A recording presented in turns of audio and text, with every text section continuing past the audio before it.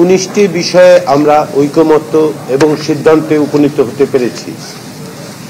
এই সমস্ত ক্ষেত্রে কিছু কিছু ক্ষেত্রে নোট অফ ডিসেন্ট আছে। সংবিধানের 70 অনুচ্ছেদে অর্থ বিল ও আস্থা ভোটের সঙ্গে বিএনপির পক্ষ থেকে সংবিধান সংশোধন ও জাতীয় নিরাপত্তা যুদ্ধ পরিস্থিতি যুক্ত করার জন্য নোট অফ ডিসেন্ট দেওয়া হয়েছে। বিচার বিভাগীয় বিকেন্দ্রীকরণ এবং সুপ্রিম কোর্টের বিকেন্দ্রীকরণের বিষয়ে বিএনপি উচ্চ আদালতের সঙ্গে আলোচনার কথা যুক্ত করার কথা বলেছেন। প্রধানমন্ত্রীর একাধিক পদে রাখার প্রশ্নে 3/4 দল ও জোট একই ব্যক্তি প্রধানমন্ত্রী ও দলীয় প্রধান হতে পারবেন না বলে একমত হয়। বিএনপি সহ কয়েকটি দল এই বিষয়ে নোট অফ ডিসেন্ট দিয়েছে।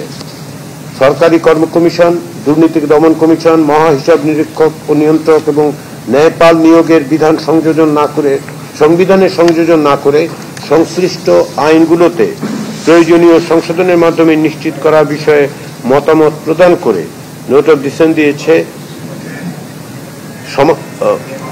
জাতীয়তাবাদী সমমনা জোট, 12 দলীয় জোট, এনডিএম, আমজনতার দল এবং বাংলাদেশ জাতীয়তাবাদী দল। উচ্চ কক্ষ গঠনের বিষয়ে 2/3 বেশি দল ও জোট একমত হয়েছে। 5টি দল, বাংলাদেশ কমিউনিস্ট পার্টি, বাংলাদেশ সমাজতান্ত্রিক দল, জাতীয়তাবাদী গণতান্ত্রিক আন্দোলন, জামিয়াতে উলামা ইসলামী বাংলাদেশ এবং আমজনতার দল উচ্চ কক্ষ প্রতিষ্ঠার বিষয়ে নোট অফ ডিসেন্ট দিয়েছেন। রাষ্ট্রপতি নির্বাচন পদ্ধতি বিষয়ে অন্য সকল দল একমত হলেও ইসলামী আন্দোলন বাংলাদেশ নোট অফ ডিসেন্ট দিয়েছে। আমি কয়েকটি নোট অফ ডিসেন্টের কথা বিশেষ করে উল্লেখ করলাম। আরো কয়েকটি ক্ষেত্রে এইরকম নোট অফ ডিসেন্ট আছে, কিন্তু তা সত্ত্বেও এই যে 19টি বিষয়ের কথা আমরা বলেছি, এ বিষয়ে অধিকাংশ ক্ষেত্রেই আমরা ঐকমত্য প্রতিষ্ঠা করতে পেরেছি। ক্ষেত্র বিশেষে রাজনৈতিক দলগুলো যখন একমত হতে পারেননি বা সুনির্দিষ্টভাবে ঐকমত্য প্রতিষ্ঠিত হতে পারেনি, তখন কমিশনের কাছে দায়িত্ব দিয়েছে। কমিশন তারপরেও আলাপ আলোচনার মধ্য দিয়ে সংশোধিত প্রস্তাব হাজির করেছে এবং ক্ষেত্র বিশেষে সেগুলো সকলের মতামত নিয়ে গৃহীত হয়েছে। আজকে অন্যান্য বিষয়ের মধ্যে একটি গুরুত্বপূর্ণ বিষয় ছিল রাষ্ট্র পরিচালনার মূলনীতির বিষয়। এ বিষয়ে বেশ কয়েক দফা আলাপ আলোচনার পরে যেহেতু দলগুলোর পক্ষ থেকে এক জায়গায় আসার ক্ষেত্রে কিছু কিছু ভিন্নমত ছিল, সেই হেতু আমরা যে প্রস্তাবটি উপস্থাপন করেছিলাম সে বিষয়ে গণফোরাম, বাংলাদেশের সমাজতান্ত্রিক দল মার্ক্সবাদী, বাসদ, বাংলাদেশ জাসদ, বাংলাদেশের কমিউনিস্ট পার্টি এবং জেএসডি অংশত, কিন্তু অন্যরা গণফোরাম, বাংলাদেশের সমাজতান্ত্রিক দল মার্ক্সবাদী, বাসদ, বাংলাদেশ জাসদ, বাংলাদেশের communist party note of dissent দিয়েছেন এবং বাংলাদেশের সমাজতান্ত্রিক দল মার্ক্সবাদী, বাসদ, বাংলাদেশ জাসদ এবং বাংলাদেশের কমিউনিস্ট পার্টি নেতৃবৃন্দ ওয়াকআউট করেছেন এবং তারা বলেছেন যে তারা এই আলোচনা বর্জন করলেন। নারী প্রতিনিধিত্বের বিষয়টি নিয়ে সবচেয়ে বেশি নোট অফ ডিসেন্ট পাওয়া গেছে এবং সেক্ষেত্রে এই বিষয়ে সুস্পষ্ট ঐকমত্য আছে যে জাতীয় সংসদে নারী প্রতিনিধিত্ব ক্রমান্বয়ে 100তে উন্নীত করা হবে। তবে কোন দল সরাসরি নির্বাচনের মাধ্যমে এবং কোন দল সংখ্যানুপাতিক পদ্ধতিতে সংরক্ষিত নারী আসনে নির্বাচনের পক্ষে।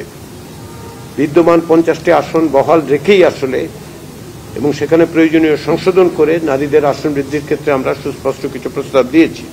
সেক্ষেত্রে বাংলাদেশের সমাজতান্ত্রিক দল, কমিউনিস্ট পার্টি ও বাংলাদেশ প্রথম অংশের বিষয়ে অর্থাৎ জাতীয় সংসদে নারী প্রতিনিধিত্ব ক্রমান্বয়ে 100 আসনে উন্নীত করার বিষয়ে আপত্তি করেছেন।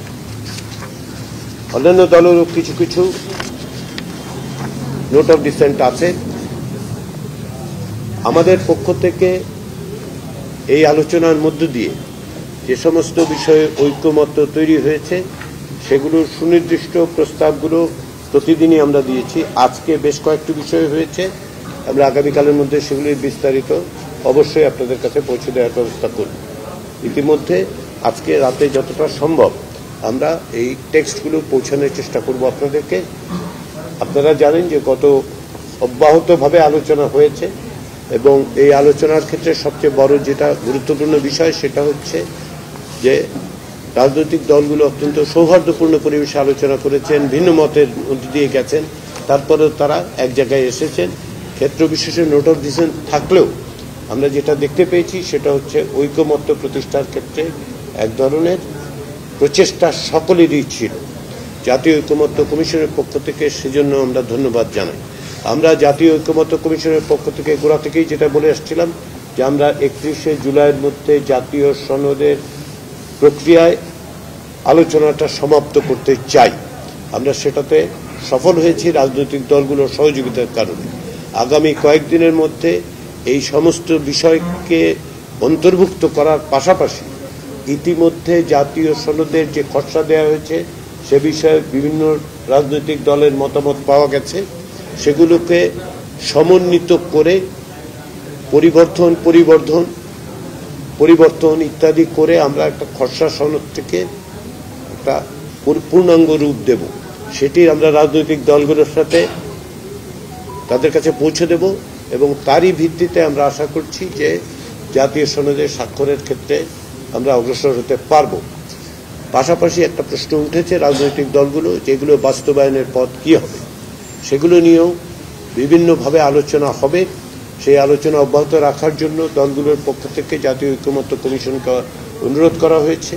জাতীয় ঐকমত্য কমিশনের পক্ষ থেকে আমরা মনে করি যে কোনো প্রক্রিয়াতে এগুলো বাস্তবায়নের জন্য সুনির্দিষ্ট পথ পদ্ধতি চিহ্নিত করতে হবে।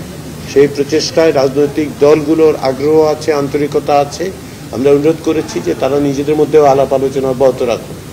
আমাদের পক্ষ থেকে আমরা অনুঘটকের দায়িত্ব পালন করব এবং বাইরেও যতটুকু প্রয়োজন, অর্থাৎ সকলকে সমন্বিত করে সকলের সাথে এ বিষয়ে পথ পদ্ধতি নিয়ে আলাপ আলোচনায় আমরা অংশ নেব। তার আগে আমাদের যেটা দরকার সেটা হচ্ছে জাতীয় সনদটার পূর্ণাঙ্গ রূপ দেয়া। আগামী কয়েকদিন ধরে আমরা সেই কাজটাই করব।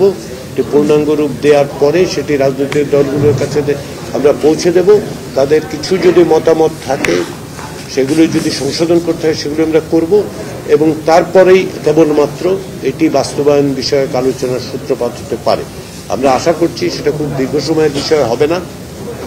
তবে রাজনৈতিক দলগুলো এবং কমিশন আপনারা জানেন দীর্ঘদিন ধরে একটানা কাজ করার কারণে কিছুটা সময় দ্রুতগতিতে আমরা অগ্রসর হব।